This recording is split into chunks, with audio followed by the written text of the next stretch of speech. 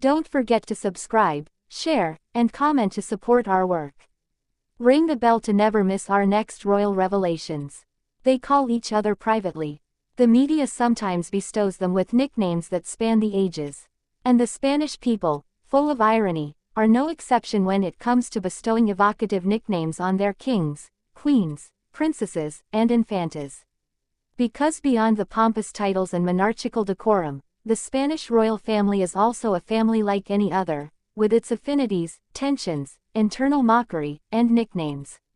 Far from the solemnity of protocol, these nicknames open a fascinating window onto the real relationships between the members of the Casa Real, and sometimes even onto the perception the public or journalists have of them. Let's start with the famous Aunt Pecu. Few people outside the monarchical circle know to whom this nickname refers. And yet, in Zarzuela, everyone knows this, Pecu, the affectionate and mischievous nickname given to Pilar de Borbón, the sister of the former King Juan Carlos. Behind this nickname hides a colorful figure, a great lover of lively conversations, fierce independence, and known for her positions that sometimes go against the official line of the crown. Her outspokenness, her passion for bullfighting, and her personal commitments have earned her this affectionate nickname, often pronounced with an amused smile by her nephews, including the current King Felipe VI. Another enigmatic nickname, Infanta Lemon. This refreshing and piquant name was supposedly given to Infanta Elena in her youth, when her acidic and explosive temperament was a surprise in the palace corridors. Elena, the eldest daughter of Juan Carlos and sister of the current king, was long seen as the most rigid, the most conservative, and the most attached to tradition. But behind this facade, she supposedly had a biting sense of humor and a strong character as a child. The nickname, Lemon, evokes both this acidic vivacity and a refreshing energy that, according to some close friends, enlivened her adolescent years at the Zarzuela. In the 1980s and 1990s, another nickname often came up in conversations, the Little Sun King, attributed not without irony to Juan Carlos I at the height of his popularity. Charismatic, beloved by a majority of Spaniards, he cultivated an image of a monarch close to the people but also brilliant and dominant in the international arena. However, this seemingly flattering nickname also concealed a veiled criticism.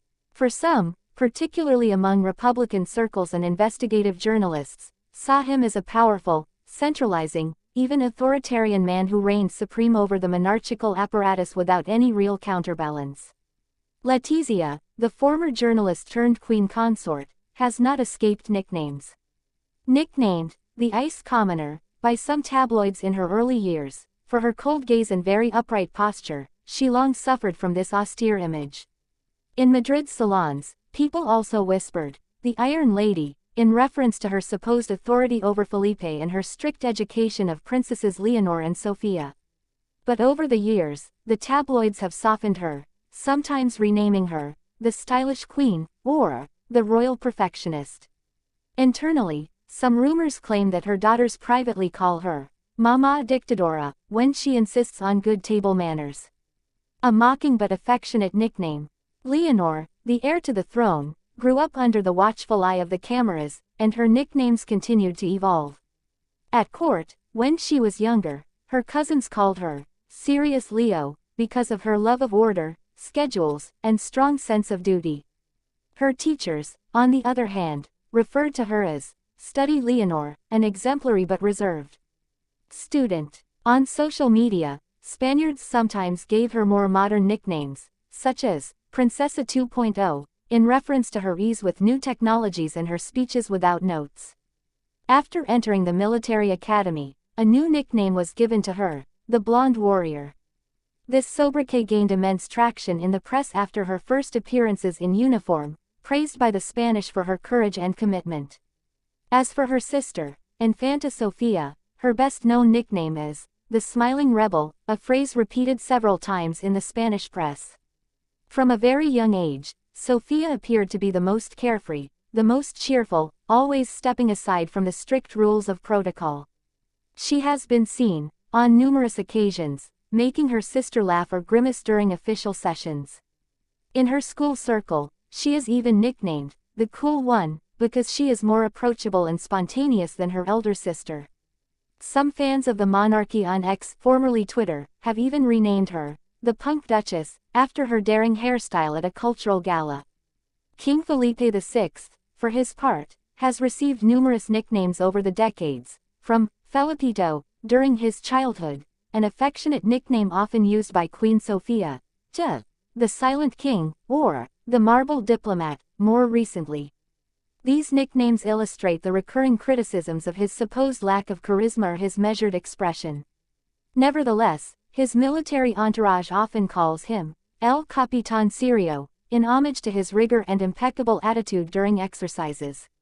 Former comrades from the General Military Academy remember him as Felipe the Impeccable, as his uniform never had a crease out of place.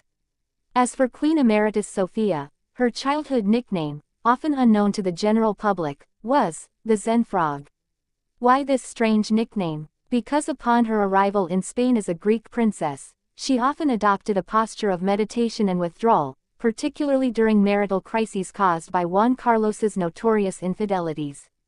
In private, some close friends also refer to her as the Silent Faithful, in homage to her dignity in the face of hardship, her constant discretion, and her role as the moral pillar of the crown. More recently, social media has launched a trend of pop nicknames for the monarchy. Humorous montages on TikTok, for example, have dubbed Juan Carlos the Runaway King, in reference to his exile in Abu Dhabi, or the Cash King, a nod to his financial scandals.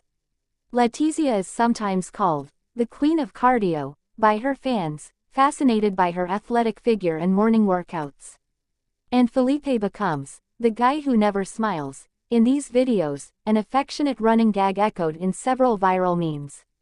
Royal nicknames, whether mocking, affectionate, critical, or tender, always tell a story. The story of an institution caught between tradition and modernity, between official image and popular perception. They implicitly paint the portrait of a monarchy that is vibrant, human, vulnerable, and deeply rooted in Spanish culture. Through these little words, the broad outlines of contemporary Spanish history emerge. A story of power, inheritance, sacrifice, but also humor and family complicity. And if the monarchy still stands strong in Spain, perhaps it's also because, despite everything, it knows how to laugh at itself. And you, if you had to invent a new nickname for a member of the Spanish royal family, which would you choose?